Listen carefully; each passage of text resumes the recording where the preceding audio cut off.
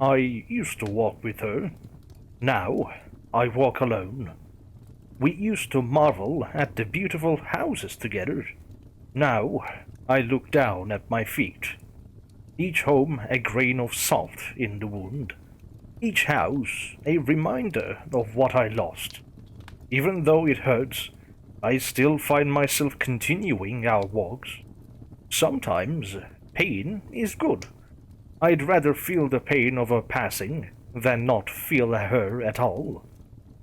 She's alive when I walk. She's the shadow that strolls behind. Though I can't see her, I can feel her. Her presence is like a windbreaker draped across my shoulders in an especially violent storm.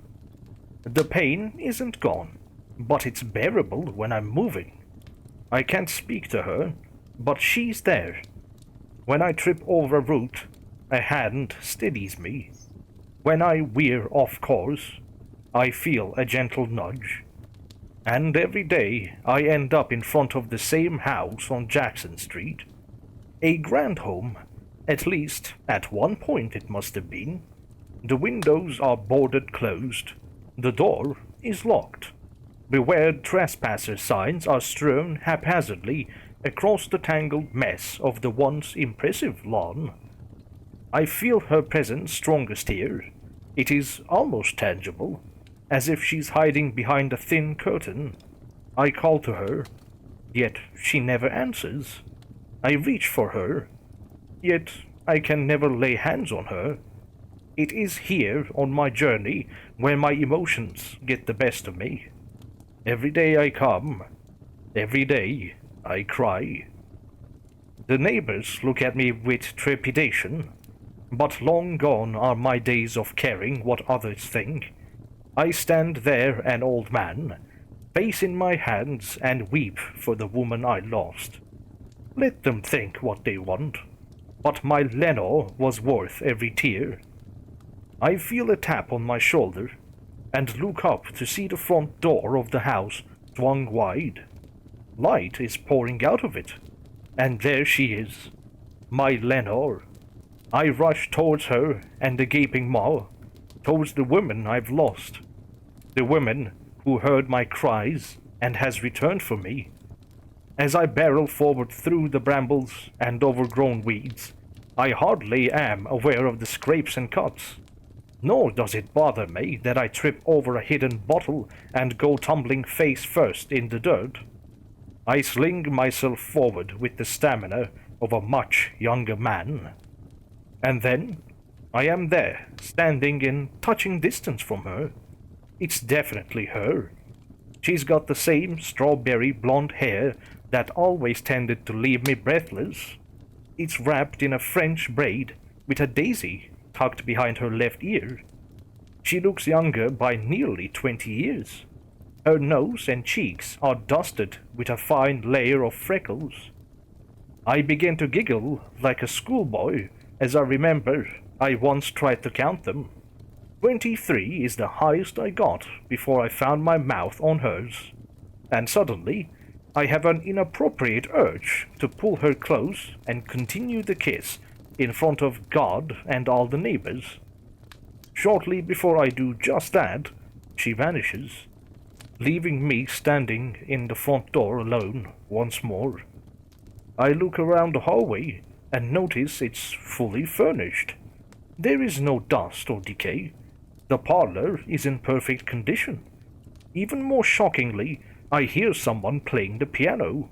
It's Fur Eliza, and I could recognize that sound anywhere.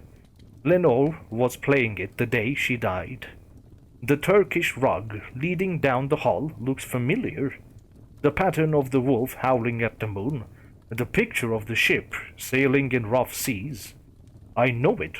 I walk forward, no longer in control over my own body.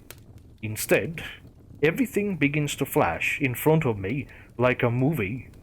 I see my own hand reach for the gilded doorknob. I know on the other side of this door is a set of stairs that leads to the great room. Still, I don't remember. I can't remember. They threaten to come back. but I don't let them. I don't want to remember. I'm back. Oh God, have mercy on me. I'm back to the day my wife died. I come to this conclusion even as my own treacherous hand throws wide the hallway door. I fight for control. I do everything in my power to not see. My eyes fling wide, and I look to see the back of my sweet Leno's head. The damned Daisy, still perched behind her ear. She's playing, and she doesn't know I've arrived. I know what is coming, but I don't want to.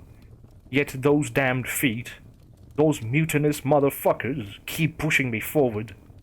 First up one step, then two. Before I know it, I've scaled half of them. Now I can see her back. She's in a flowery dress with what looks to be hummingbirds sucking at the honey. Her Eliza is ramping up, and the song is nearing its climax. And then I see it. Him, to be precise. He's lounging in my chair, drinking my whiskey, with his shirt partially unbuttoned. Rage, white hot, fills me once more. I look to the left, and then the right, and that's when I see my cavalry saber hung on the wall for decoration. I remember the outcome, yet I can't force myself to let go of its hilt. My hand turns white from grasping it so hard. There's nothing I can do to lessen my grip. I see myself marching up behind her, sword held high in one hand. Her Eliza climaxes as my arm swings. I strike her left shoulder blade, and with a discordant whine, the music stops altogether. Inwardly, I scream. I curse my god's damn temper. I watch as she slumps out of her chair. Without a second glance, I am charging the man, just beginning to look up from his comfortable spot in my seat. My blade penetrates his right abdomen. He lets out one shriek before my second swing catches him directly in the throat. I am appalled at the blood spurting from his nearly decapitated neck. My hands are scarlet. I feel wet stickiness oozing down my face. Yet I can't control my own limbs as they swing and swing and swing, chopping the man into kindling. I try to close my eyes, but they won't. So I see his hand go flying. I watch as his innards come bubbling out of his abdomen.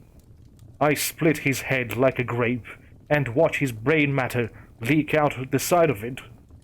To my dismay, I hear a gurgling sound coming from behind me.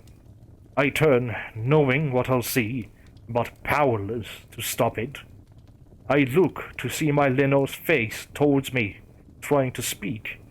Blood bubbles drizzling out of the side of her mouth. I don't need to hear the words to know what she's trying to say. Please, no more. Pity fills my heart, and my own eyes refuse to cry. Please don't do this. I scream at myself in vain. I watch as I slowly move towards my former wife, letting the blade carve a wicked groove into the marble floor. With no mercy, my arm swings the blade up once, then twice, then 3 times, and all goes to black. Finally, I regain control of my limbs and body. I look up to see a vandalized great hall with a nasty groove in the marble floor, and there, my chopped wife lying on the floor, looking up at me with dead, yet still very much alive eyes. I see the monstrosity of my late wife clamber to her feet. Her left eye slides out of its socket, running like egg yolk down her face. Black pustule blood leaks from her wounds. Her right eye locks with mine, and in a slobbering wet noise she said, "I will never let you forget what you did here. Jail wasn't enough for you. You didn't stay your hand. So even in your Alzheimer's, I won't let you forget. Same time tomorrow, honey."